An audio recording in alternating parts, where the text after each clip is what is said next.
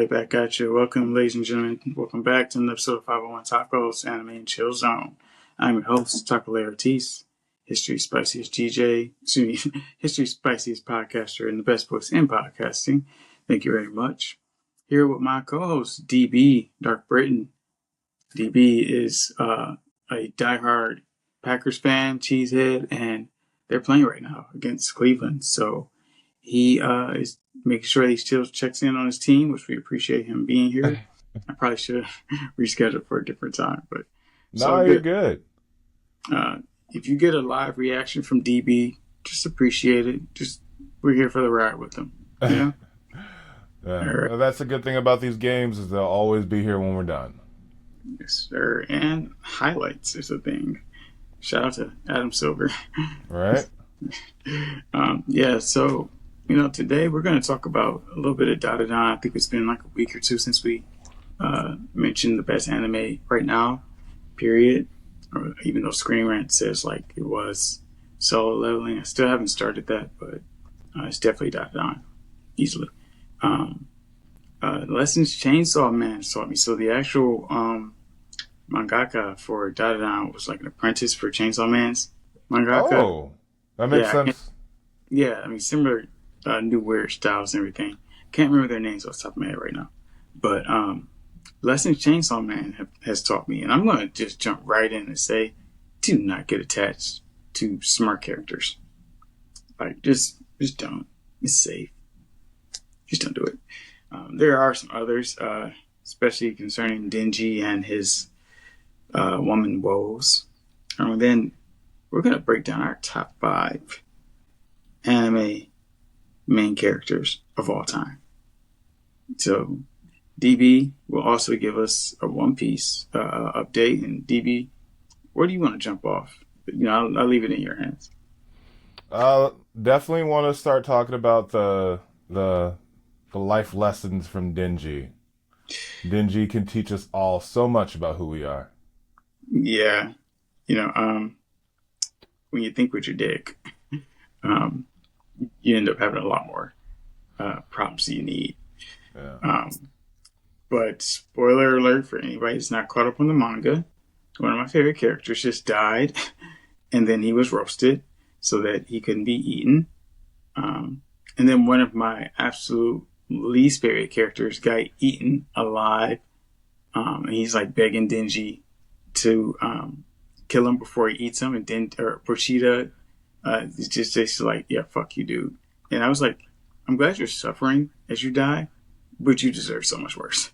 Like, that dude, I literally hated him. He was god awful. And but he at least died suffering, so there's that. We have a new devil that just appeared. I think it's like a door devil or something. It might be Yoru. But honestly, one of my favorite characters from this manga just died. Just like Aki. And I loved Aki. The snowball fight scene was one of my, I literally teared up on a work trip. It was really difficult. It was a really difficult scene. Yeah, so he ended up getting a snowball fight with his brother. But Yoshida just gets his burger and fries and gets to hang out with Denji, thanks him, and then he's just like, I'm just meant to be a switch. And he gets blown up. And then Bareem, or whatever that bastard's name is, cooks him. And Pochita eats him. So, eats Bareem, the bastard I hate. So, Chainsaw Man just told me, don't get attached to smart characters. I still don't know what Kusakabe is, the old man, the best devil hunter. Haven't seen him since part 1. I forgot all about him. Yeah, most of us did. But yeah, I'm just not hopeful for him at this point either, because he's pretty wacky though. I think he's off his rocker, but whatever. Denji taught me a lesson that I'm learning in my mid-30s. Just stop thinking with your dick. Yeah. I think that's a good one to live by for a lot of us. I mean, that dude has several factions vying for his services, and they're tempting him with their services in different ways. Um, and yeah, it's I think he would make a lot more educated decisions if he used the head upstairs. You know, not the southern brain, huh? yeah, not the second one. Keep it in a dark place for a reason. So yeah, those are mine. What are yours? Well, the big one is life lesson from Denji is really just the world's gonna happen to you, and it's all about how your response is. Dude never really he gave the one time he really gave up. Pochita was there to like truly like, all right, now I'm here for you kind of thing. So there definitely was that never give up faction. Um, cherish the people around you and the time that you have them. That is one of the bigger ones. Um, Spoiler alert to some of them. We lose power. Some people don't like power. I definitely adore power for all that they provide as far as that like chaotic good aspect of them. But it was definitely value those when you're with them. Just because Denji, his big thing has been, wow, I didn't realize that the lady that puked in my mouth was ever gonna die. And then when she croaks, it's just like, you can see him just be like, oh, it's not that he's going through this. Should I feel sad? Why don't I feel sad? Oh, it's because I didn't really get to know him that well. So it was very much that value those around you when you can. And then two, it's never give up on finding love. Denji is one who's just like, no matter what he gets, the puke in the mouth, people trying to kill him, take over the world using him, he always is just like, oh, well, I guess I'll fall in love again. Even if it's to someone who gives him a handy.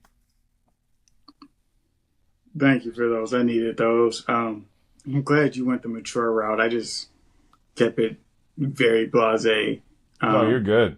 It's the Yeah, no, balance. The balance. definitely, and I definitely appreciate you, giving some great insight. I think we all hit that part in life where we just want to give up, and then that's like when we get to that next, give ourselves that last little hurrahs when we see our victories and things. Mm-hmm. And Denji's so relatable. I mean, he's like half my age, but and the manga's made for a teenage audience. Asterisk. But yeah, I do appreciate you do have to celebrate, your people while you're with them. Enjoy the good times because they're not always going to last and they're not always given. But like you said, life is going to happen to you regardless, and it's how you respond. So those are definitely some good ones. I think even Aki's death, he kind of chose his end. Even though it was still sad, he knew it was going to happen, but he was fighting for the cause he believed in.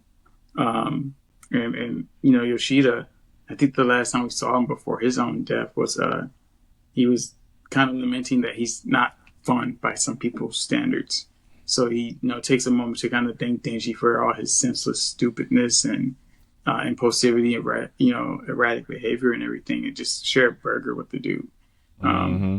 And then he ends up in the middle of a plot, and that also kicks off another Hoshida run. So, you do have to appreciate your nakama while they're there, and as a kind of counterbalance, DanDaDan's latest episode just sees the group growing, and now they're fighting in nanoskin robots. And Kenta is so hilarious. He's every insecure young man trying to overcompensate by trying to be too cool. But he's also just his own person. And he's got his own swag. And, he has, there's probably some imposter syndrome, but he definitely believes in himself because he doesn't let anybody stop him from being him. If he wants to buy a toy robot and he's in high school, he buys a toy robot. If he wants to be a nerd and otaku and read about UAPs, that's what he's gonna do. Same with my best boy, Okarun. So um, their tribe was actually growing, and Granny always provides the good food for every new member of the team. They keep growing. It keeps getting more epic. Um, I love Gigi and his split personality antics. And now, That's a good way of putting it. yeah. And then the episode ends on a cliffhanger. It looked like Studio Ghibli work, or Ghibli. I'm probably not pronouncing it right. I think it's Studio Ghibli. It ends on a one of those type of cliffhangers where Momo sees another woman kissing Okaru, and she literally blows up her house just out of squeezing the nanoskin in her hand, and out of a response, she's just like, "What is going on?" And Yes. even to this day, we just mentioned, not giving up on love, and no matter what happens, this is still the most heartwarming anime and manga I have read in a long time because it's so precocious, and we get to see Momo and Okarun's teenage crush or teenage fever, like a Drake song, kind of take shape through different encounters with different characters, but they still stay true to one another. Very true. And it never goes to the buzzword toxic levels, but they still stay true to their feelings and what they know of one another. So I love it, man. It just always gets me in the feels, which I'm always grateful for because sometimes I can be very emotionally stunted, and so having something that tears me up is something that I deeply enjoy. And I, with the reveal at the very end, I haven't read too much further in the manga to know how this is going to be taken from her, but her blowing up the house is a really good metaphor for how explosive her seeing Okarun with someone else truly is for her. Now, granted, it's I can't remember the other young lady. Um Ira. Ira. Ira is going to be more of the outspoken rage and what's going on and all of that. But again, it's Momo and Okarun who are having the budding relationship. And we haven't really seen her get jealous. So this is going to be that now she's really going to have to wrestle with those feelings of Okarun being with someone else and what that would look like and how that would feel for her. So jealousy wasn't something that you would want, especially in general with it not being a quote unquote toxic relationship. But it's kind of that nudge that she needs, hopefully, to actually like admit romantically that this is someone that she doesn't like seeing with other people and what she would have to offer in a potential relationship if she didn't want him to be with someone else. So it's a very mature, not well, we'll see how if it becomes mature, continuing on understanding of oh wow, like he could be with other people. He is a catch, and I'll also agree. Okarun is definitely a catch. So where can we go to with that? So, just spoiler alert, he is on my top five protagonists of all time. And I know Momo is technically the main character, but Okarun is like a 1B, so he's on my top five list. But, I mean, more to your point, I don't know how much further you are. I'm caught up on the manga, but I'm not no. yeah, I'm caught up, and I can definitely say this is a moment for character development with for both Momo and Okarun and their relationship, or what is budding to be a relationship. Um, and they're developing through these different nuances, not just on a kaiju level, for lack of a better word, but interpersonal, how they navigate their feelings for one another. Um, Okarun basically had no one before Momo, and now he gets noticed by this hot girl, and his life takes off. So there are different dynamics to having that partner and navigating you know yourself and a relationship that I don't think I don't think it gets talked about enough in certain circles. But I definitely appreciate what DanDaDan has to say about it and what it offers, even if it's again a teenage comic series or whatever, we can all learn something from, um, you know, the children's stories or the teenage stories, and even apply it to our own lives. Oh, very Um, true. at any point. Again, this is always refreshing for me. And it just goes back to just not giving up on, love. It's gonna happen. It's gonna find you. You just have to stay open to it. So Oh, well said. Well said indeed. yeah. So really quickly, we're kind of flying through these topics. Did you want to jump in here with the OP update? At least for OP, we're on break this week, but anime is definitely getting interesting. It's getting to the point where a lot of people are going to be like, is this still the same One Piece? We're getting into some in-game um reveals, so that's going to be very exciting to see how the internet takes one, the reveal of certain baddies, and two, we're going to get a major history about the world that had the manga community shook, but also revealed a lot for as far as the lore of the world. So that was pretty cool. Um, but yeah, it's the next few weeks to next month as far as the anime is gonna you're gonna be hearing a lot of murmurs from the just people who watch the show being like, oh, One Piece is this is in game, this is where we're going. So we're it's weird to say that, what is it, 1140 plus episodes in, you're starting to get that like, okay, this could be it kind of thing, but we're getting there. And then the manga, we're on break, but we're in probably one of the more influential backstories of all time. So we are all kind of waiting with bated breath to see what next week looks like.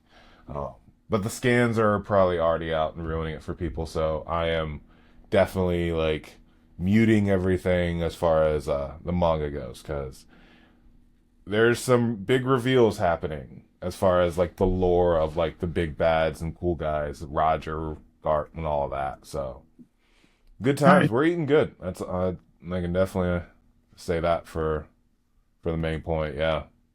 Nice. Doesn't Oda get like a 1 week break a month or something? Like, does he have like a Every stipulation? yeah, his release schedule is really like three chapters and then a week off, three chapters and a week off. But now that we're in September, October, November, December, we could be like two on, one off, that kind of thing. Um, Especially with live action stuff happening. So with the live action second season coming in January, February, I want to say, I believe that he's probably going to take a break just to go cover all that, make sure it's all good. So I could see us getting probably like a 2-3 week break coming up pretty soon, just for live action show, making sure that's all good, because it's going to be a pretty major make or break time for the live action coming up. Yeah, nice. I have not caught the live action. I'm gonna be honest. I'm not a huge live action fan. I don't think a lot of works from the literary or manga world translate well to live action. That's my That's the fun part, because I would say this is probably one of the better live action adaptations that I've ever okay. seen. So it is very to your point, it is not as traumatic as many of them have been. Like Yeah, definitely don't need any more trauma. Um, I still remember when they took my boy's hair away in Yu Yu Hakusho. It's like, how can Kuwabara not have a big red pompadour? Like how? Like, why are you doing this to me? No. yeah, man. I just try to avoid them at this point, but I just realized JJK. I guess is this part three or JJK Merdulo dropped another chapter. It's the third chapter. Uh, Oh, so it's gonna be yeah, a main. It's gonna stay. Okay. yeah, it's sticking around at least for Gege is predicting 6 months, 3 volumes, whatever. Um, I want to see if they can stick to that schedule, to be honest, or stick to that goal that they have. But and I love how tight JJK is written in general. Um, but Great storytelling. Then there's Kagurabachi. I haven't given a Kagurabachi update in a few weeks, and it was when you mentioned the scanlations that I realized I have not read a scan in a couple of weeks, or Hmm. yeah, maybe a couple of weeks. I've just been kind of waiting for the chapters instead of reading scanlations or spoilers or raws or anything. Yeah. Uh, but it's amping up, so I'm interested to see what's going to happen. Who's really in control of the Shinoichi, which is the strongest of the enchanted blades? Because the main big bad just basically said, "All right, I'm done playing around," and just showed his real strength to two of the strongest characters, or two of the stronger characters, I should say, in the setting. So, excuse me, I have to hydrate, and I No, need the you're good. caffeine, so we have Coke. But yeah, Kagurabachi's cooking, man. I might just reread the last two volumes, or last two volumes once they finish up. But Because it has gotten pretty far, right? Yeah. So chapter 94. okay, I'm about to hit that 100 chapter mark. Yeah, it's one where I've always gotten nervous, but now that it's further along, I can trust myself to. Okay, let's watch this one because there's a lot where you like it and it just doesn't last longer. It just doesn't. It's not able to hold up anymore, and then they cut it. Yeah, yeah. I'm pretty sure this is sticking around. The rankings are consistent. Weekly, monthly, and everything. I think, and I have to double check the numbers, but I think it's usually ranked number one every week, as far as like Shonen Jump releases. Um, and to your point, I love binge reading. I like letting a manga kind of, get his feet under it and make, build a head of steam before I really jump into it. So that's how I did with DanDaDan and Kagurabachi. My buddy Samson actually got me into both. And uh, I just got caught up in DanDaDan like 2 weeks ago, 2 or 3 weeks ago. So like now waiting weekly is kind of weird for me because I could read as much as I want at any given time. But Kagurabachi, I think I got caught up soon enough that waiting weekly isn't something that is a changing pace. And also every week it just ups the ante. So I highly recommend it, dude. It's here to stay, and um, it's literally fire. I always recommend the binge if you can. Week to week, I mean, I've been week to week on One Piece for the better part of a decade, and it's fun. I'll be honest, but nothing beats like I'm gonna take a full day and just jump into this world and just binge it. And then if you even have more left to binge, it's like such a good feeling. So Yeah, and I mean, I also like going back and reading, completed works too, especially if it's something I missed out on or something that comes recommended. So definitely gonna jump back into some other series, but there is a difference between waiting week to week and binge reading, hmm especially if you get a free day to yourself. Um, I really I know I mentioned um, Best Boy, Okurum, um, Ken Takakura, but oh wait, there's the other well, it's Boruto, so we don't have to really touch on that. But no, not we really. did get a we did get a fire line from Boruto this week that actually kind of sums up my own mentality with certain things. Is that if your enemies aren't playing with the rule book, why should you? You don't have that luxury, So at least I hate how intentionally he's written to be cool instead of just like it comes off heavy handed. That's Um, fair. but that was a fire line. I think the and I guess I can do a quick comparison. The charm of DanDaDan and um, Chainsaw Man is that they don't take themselves too seriously. They're not trying to be edge lords, but you have some of the. I don't think DanDaDan has a bad character. I mean, they made me like a cop. You know, um, Hmm. whereas um, Naruto is goaded. I love it, but uh, I've never seen as racist as Tobarama.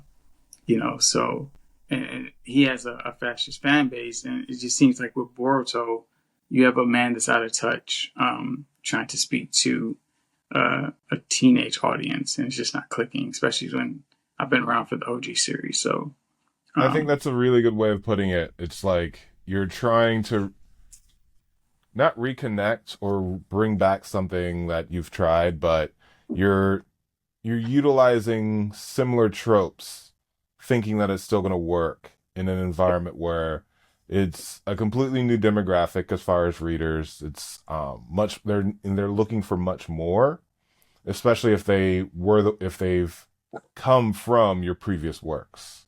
Just that's where that staleness really comes into play. yeah, and you know, we um we beat on the Sakura horse a lot, but I loved Sarada's writing under Kodachi. Um, she had a lot of character development very early on, and once Kishi took over the direction or whatever the situation is there, it just went right back to women were put on the back burner, or female characters were put on the back burner. You have the two romance characters as the driving force of your story, and it just he just went back to the wishing well too many times, you know, and it's just not clicking. And you know, there are some tropes about Naruto that didn't age well, and a lot of the community does come off very misogynistic in some ways, but I, the way it's written is not doing it any favors.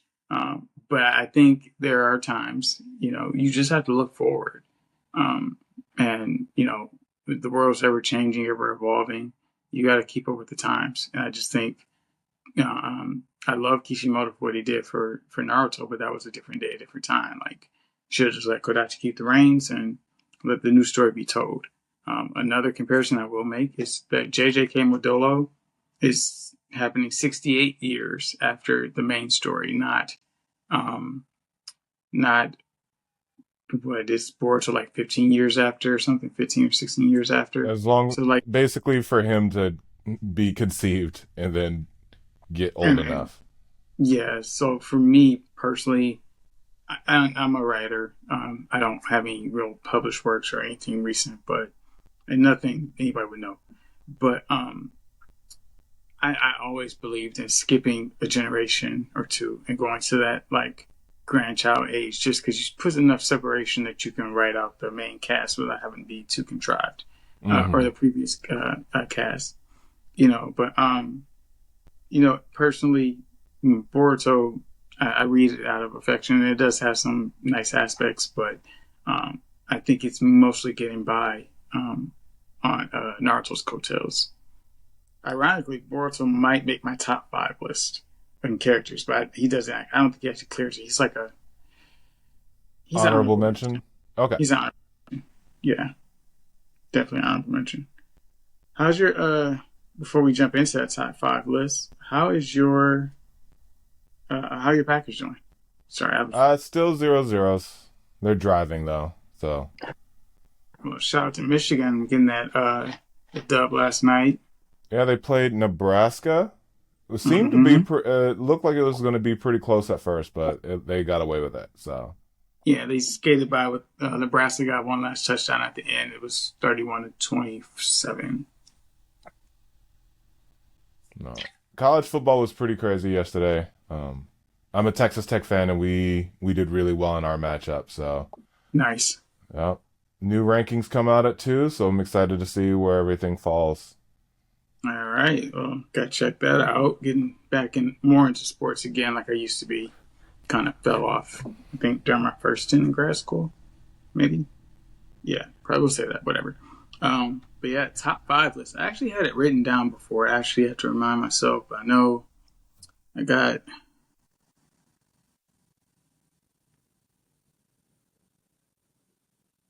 All right. I'm just reminding myself because there was the way we ranked it. Me and my buddy Sam. Um,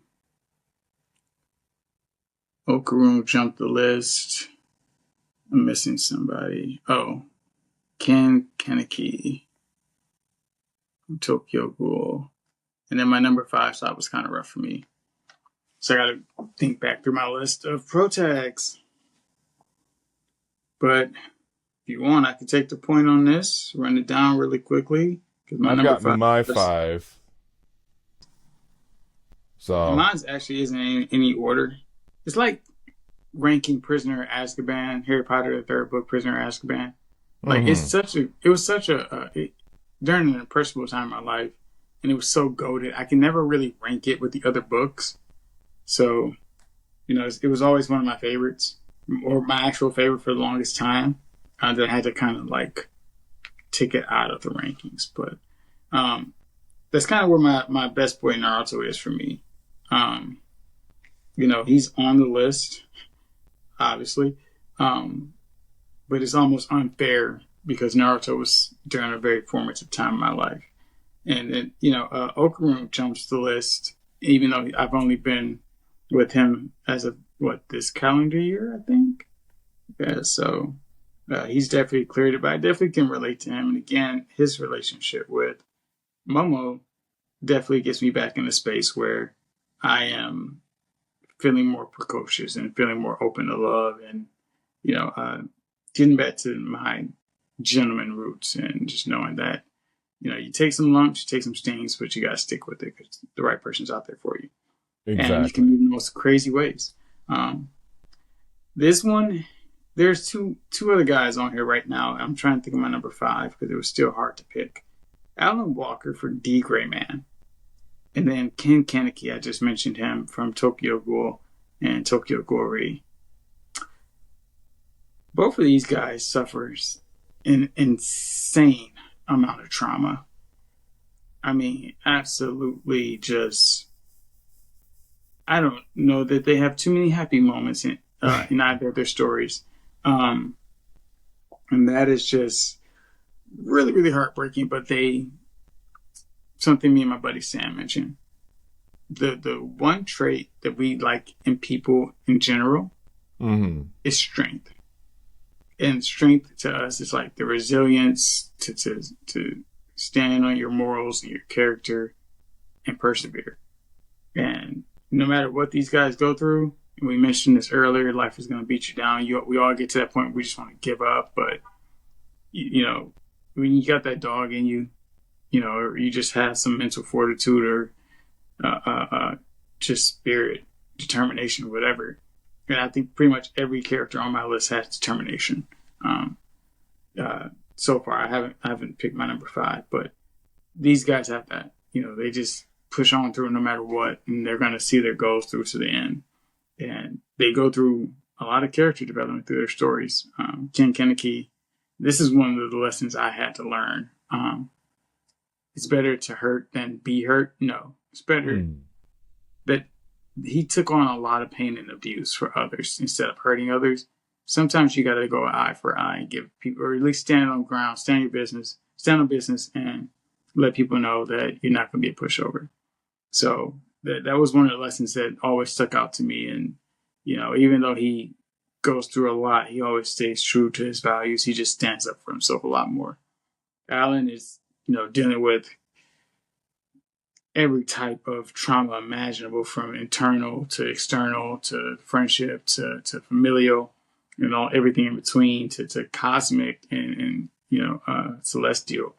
But the dude keeps on walking. That's another one. Just keep walking and keep walking forward. And actually, shout out Smitty. That's what he says to me a lot. Just keep walking forward. So, Oh, well those, said. yeah, I love Smitty. Shout out Smitty. I literally love Smitty. That's my guy. But number five, I was thinking Boruto, but he's too heavy-handed for me. Like his cool is like very performative from the author. Um, That's fair. like it's like Dark Star from the Song of Fire and Ice series. He was meant to be a second coming of Oberyn Martell, and Mm. it just didn't click because it was just so like he overthought himself. Like he overestimated himself. He just thought he was, yeah, that's the best I could. He overestimated himself, and it just didn't land. So, yeah, my number five.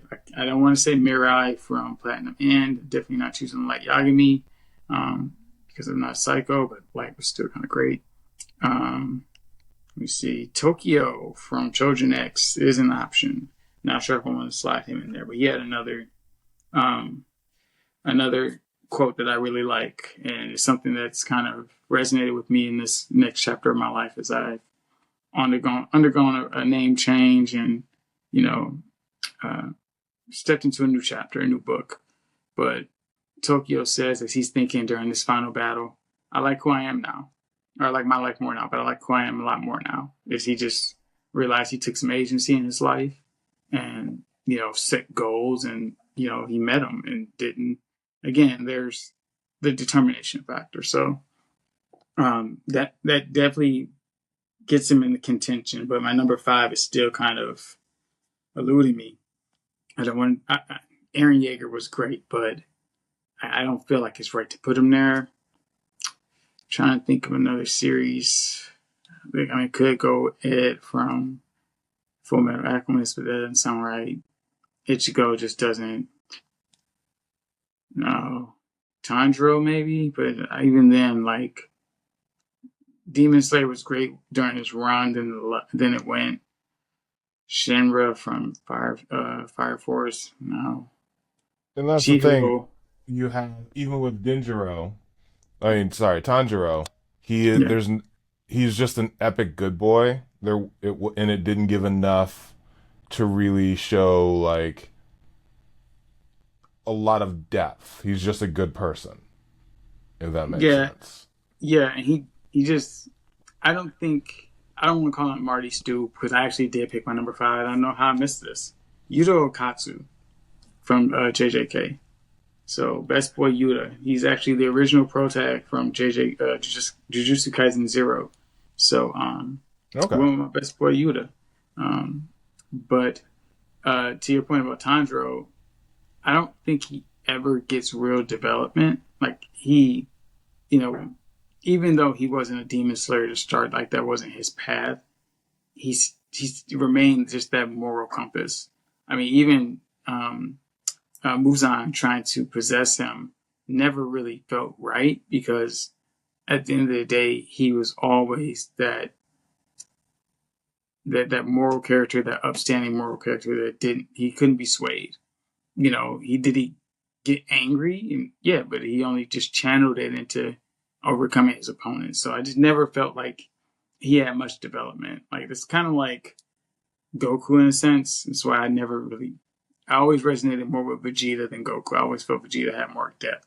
Goku, even though we have some similar traits with just running the hands and loving the competition and things like that, Goku just never resonated with me as much as Vegeta, even though Vegeta is like the infinite loser. Like, I mean, man, it's just designed to take L's. He's a jobber at this point. Unfortunately, yeah.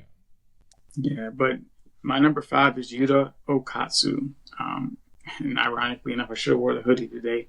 Um, I got compared to Yuta years ago when I first got into JJK because I ended up coming out of my shell more and being more outgoing and confident and gaining a new friend group and There you just really go. getting on business. So I also got called special grade quite a bit. But yeah, so that's my number five, Yuta Okatsu. Well, not number five. He's the fifth person on the list.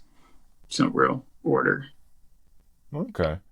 I can jump into mine then. So, I wouldn't say there is a necessary trend. Can I? Go ahead, go ahead. Yeah, go ahead. I just want to poke in. Sorry, I know it's all male characters. Um, it's just I resonate with some of the male characters a little bit more.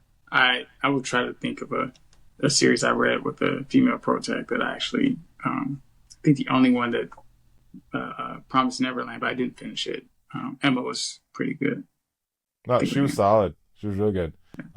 Mine, I have, what is it? One, two shonen. Obviously, like One Piece stan, Luffy has been with me for 20 years now. No one has made me more infuriated, but also more elated than him as a main character. So, obviously, have to start off with him.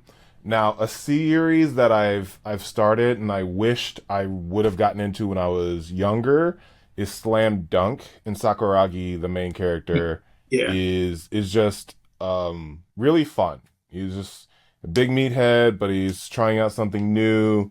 And he's learning basketball from like basically the square first root of it. So just something where I really, appreciated that overall. So like that a lot. Those are first two, I'd probably say. Third, Bochi the Rock. It's a really good story about anxiety and a young girl really finding her own in just a group of friends. So just I would always recommend Bochi the Rock for anyone who has anxiety. It's just a really good way of seeing yourself in a protag that is dealing with that on a day to day. So um, those three, Rimuru Tempest, from that time I got reincarnated as a slime. I like it just because he is really rebuilding his own society in a world. So that was just really refreshing because not we're seeing a new world, but we're building a community and a society in it. So I just like how he just goes about his days. He's learning lessons, really big lessons about his own preconceived notions and having to deal with the ramifications of that. And then Tanya from Saga Tanya the Evil is one of, outside of One Piece, I'd probably say it's my favorite show, quote unquote, just because there's a lot of nuanced, fun edginess to it, as well as it's really a fight against the world and things put on you that you just don't take and you continue to fight back against. So um, I definitely love Tanya as my fifth protagoon. Nice. Um, so as you were mentioning some stuff, I realized I went a lot with a lot of mainstream characters, um, but there were some that just kind of just missed the. If the story resonated with me and I could see myself in the protagonist, is usually how I pick my protagonists. And you Mm-hmm. know, by and large, they all were with me during pretty formative times of my life. Okarun is like my go to right now because he's carrying me through a phase of my life where I'm rediscovering myself. As I mentioned, I'm in a new chapter of my life where I'm being a little more outgoing, or at least I'm trying to. No, I'm not actually trying. I'm doing it. I'm being more outgoing. Uh, trying new things, putting myself out there again, being a little more personable. Some people might see me that I have a perm scowl or a bad resting face. I'm usually not even angry. I'm just in my head, and I talked to a bartender buddy about that. So Mori from Koku no Hito is on my list. Yusuke Urameshi, as I mentioned, Boruto is kind of like Boruto Uzumaki slash Osuki is on the list just because he deals, and he's a really close honorable mention because he deals with a lot of identity issues and being an exile, and he blends qualities of both Naruto and Sasuke as well as Minato to a degree. I just don't think he's written well enough for me to truly bond with him. And I do think that some of the charm from the Kodachi era, I keep sounding like a record on repeat, but some of his charm early is lost when someone's trying to revisit the wishing well too much. Hmm. Now, here's a series that, and I don't even think this would be controversial, but um, Asta from Black Clover is a terrible protagonist, but he's the price of admission for a really great story because Black Clover is fire. But I really wish that Noelle or Yuno was the main character because Noelle has so much depth as a character. She's literally my favorite, along with Noct and Yami and Yuno. Um, and I was just thinking off the top of my head because the last arc has been cursed. But Noelle from uh, uh, Black Clover is just one of my characters because she's written so one of my favorite characters because she's been written so well. So um, I think I mentioned Emma. Is one of my um, honorable mentions. Yeah. So those are, I think, the honorable mentions that I can throw up off the top of my head right now. Yeah. And also well, the anime makes them way more annoying because of the screaming. Because Yeah. they try to replicate the Naruto Believe It, but they just do it to a disgusting amount. But even in that This realm, work. he suffers from being the fifth most interesting character in his own story, which, like, no, like, you need to have them at least in the top three most interesting. But to your point, Yami, Noel, what's his rival's name? You know, You know. So it's like already from the jump, there's those three. Um, there's a little sociopath that the lightning powers. Like, he is probably a luck, more luck, Luck love luck. is Luck is arguably a more interesting character than Asta. And Magna they, fucking swing. The fireball guy. He gets one of the yeah, best dubs in anime.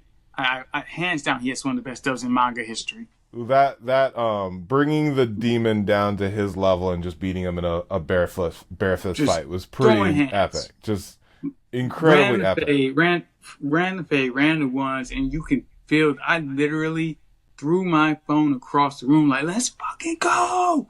And you could just like, yeah, like he threw hands with Satan and won, bro. Just by come on, like he just like, hey, take remove all the special powers, run the ones with me. Magna Swing is a better character than Asta to me. So but Noelle is literally best girl in that series. I actually want to, if I ever have a daughter, I want a boy first, but if I ever have a daughter, her name will be Noelle, most likely. If I had two girls, it's Jacinda and Noelle. Um, but yeah, no, I literally love Noelle. But Asta is just, and I want to like Asta. He's just too annoying. And again, he feels forced. He feels like a forced Naruto archetype. So that's why I can't really rock with him. The same as, why Boruto just missed the cut because it feels too forced. Like I want to like Boruto more, just based off of the strength of, his origins. And, I can definitely relate to the, reclaiming your identity and agency and things like that. And, spending time in exile, improving and aligning with your future self. Like, I can relate to all that. I just don't feel it's written um, as well as it could be. No, and Um, and I, that's incredibly understandable though. yeah, I just think the story is just it's a rewash. It's a rerun of the original story, and um, it's just a lesson to learn to just move forward. I think that's one of the lessons of my day is just moving forward. That's a good way of putting it. Yeah. Well, we have run the gambit of topics, and my man's DB has a Packers game that he needs to lock in for. But ladies and gentlemen, we're glad you sat with us and enjoyed this episode. Hopefully you enjoyed all basically 50 minutes of it. But however long you're with us, please drop 5 stars, like, share, subscribe. Tako Ortiz on Instagram and YouTube. I will definitely post socials to backlink. I'm actually going to create a new Instagram page specifically for clips from the podcast. So Hmm. I have to get the motivation to do that. But today definitely feels like a big fucking day. So again, thanks for enjoying the episode. Let us know your top 5 favorite characters and any other thoughts you have about Kagurabachi, DanDaDan, Chainsaw Man. What lessons did you learn from Chainsaw Man? DB gave us some really poignant ones. So, DB, any final thoughts before we sign off? No, no. Go watch some One Piece or read One Piece and go Pack Go. Go back, go. All right. Ladies, Space Cowboys.